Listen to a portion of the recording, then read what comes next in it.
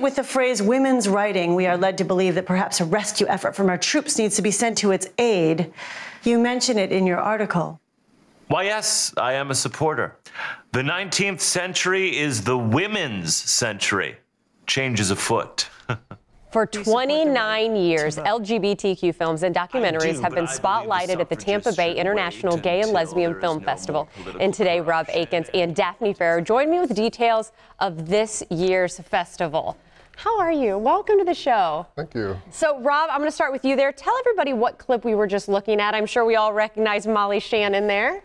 That was a clip from Wild Nights with Emily, which is the opening film for this year's festival at Tampa Theater. It's a comedic take on Emily Dickinson's suspected relationship with her sister-in-law, Sarah Gilbert. Plenty of great examples of films and documentaries that we're going to see at this year's film festival. You know, I want to kind of dive in right now and address why is it so important? I mean, 29 years, one of the longest running film festivals in Florida.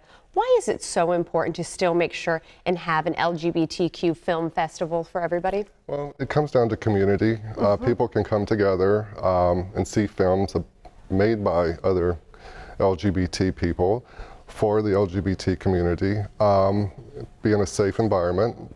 And it's also one of the few places locally to see some of these films. So you have documentaries, feature films, but also shorts.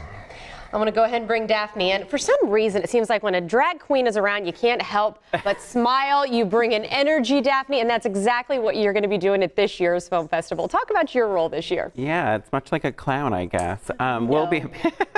We'll be appearing at Tucked this Sunday at the Tampa Theater. Me and 9 of my sisters are going to be joining the patrons there, and we'll be viewing Tucked, which is about an older drag queen who meets a younger drag queen, and they learn that they have a little bit more in common than they realize. So it's kind of that old tale kind of redone, but it's out of the UK, and it's a brilliant film. So we're going to be there watching the movie, and then we're going to answer some questions afterward for the audience. Since you are going to be doing the Q&A, I'm going to steal this time and throw a question at you, Daphne. Okay. What do you want people out there to know about the drag queen culture that does exist that maybe people aren't aware of?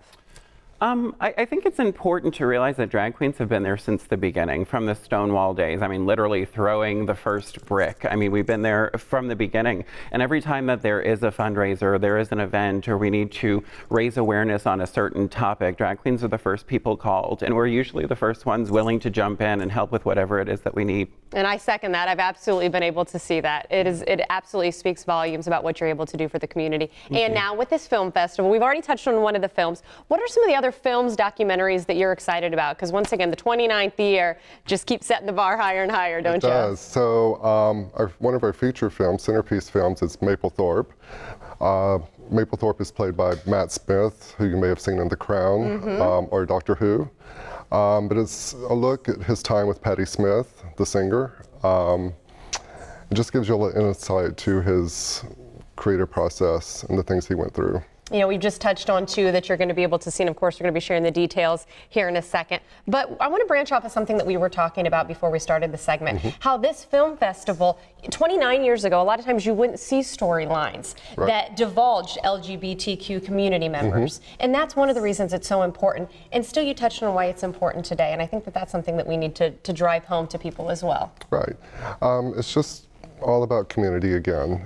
People can come out with their friends, maybe bring their allies, and watch these films together, and it gives a little more insight into, you know, the issues and situations that LGBT people face. Good stuff. Well, I know it's going to be many more years as well. Now we want to share the important details of where you can get tickets, because we were saying you were encompassing both sides of the bay, so no excuse to go out and check out some of these fabulous films. Tickets, go to the website. Is that the best place? Yes, to get them in advance. And you can also buy them the day of at the venues. So Tampa Theater or in St. Pete, it will be free fall beginning the 11th through the 13th, but the closing films on the 13th will be at AMC Sundial. Good stuff. I'm glad you separated that for us there, Rob. Thank you so much for coming in. Daphne, a pleasure to meet you as well. Thank you for having us.